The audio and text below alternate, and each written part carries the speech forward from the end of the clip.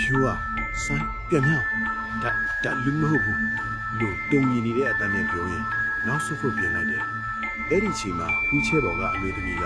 ဖြည်းဖြည်းချင်းထားရပြီးသူတို့ဘက်ကိုလှည့်လာတယ်သူမရဲ့ဝတ်စုံကဆေးရုံတုံညစ်ပတ်ပေးရနေတဲ့ဂါဝန်းအဖြူဖြစ်ပြီးသူမရဲ့ဝမ်းပိုက်ကကိုဝန်းအရင်မှနဲ့တိတိတသာပူထွက်နေတယ်ဒါပေမဲ့ဆိုင်းရဲ့ဓာမီရောင်ကသူမရဲ့မျက်နှာပေါ်ကိုကြားရောက်သွားတဲ့အခါမှာတော့သူတို့နှစ်ယောက်လုံး all hit for တော့မေ့သွားကြတယ်ဘာဖြစ်လို့လဲဆိုတော့သူမရဲ့မျက်နှာနေရာမှာမျက်လုံးနှာခေါင်းပါးစပ်ဆိုတာလုံးဝမရှိပဲချောမွန်နေတဲ့အရေပြားအပြားကြီးပဲဖြစ်နေလို့ပါသူမကမျက်နှာမဲ့နေပေမဲ့ဆိုင်းတို့ကိုတေချာစိတ်ကြည့်နေတယ်လို့ခံစားရပြီးပတ်ဝန်းကျင်ကလေထုဟာရေခဲတိုက်ကိုရောက်သွားတယ်လို့မျိုးထိုးစင်းအေးဆက်သွားတယ်မျက်နှာမဲ့တရေမကသူမရဲ့လက်ချောင်းရှည်ကြီးတွေကိုစမ်းထုတ်ပြီး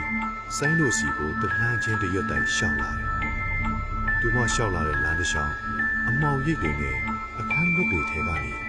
တခြားသောမျက်နှာမဲ့ကိုဝင်းဆောင်မျိုးသမီးရုပ်ပုံတံတွေအများကြီးဟာပြင့်ကူတွေလိုနေရာပေါ်ကနေတွားသွားပြီးထွက်ပေါ်လာကြတယ်၎င်းတို့အားလုံးဟာဆိုင်းနဲ့ဖြိုးကိုဝိုင်းထားလိုက်ကြပြီးတပြိုင်နက်တည်းရင်သွေးလေးငါရင်သွေးလေးကိုပြန်ပေးဆွဲ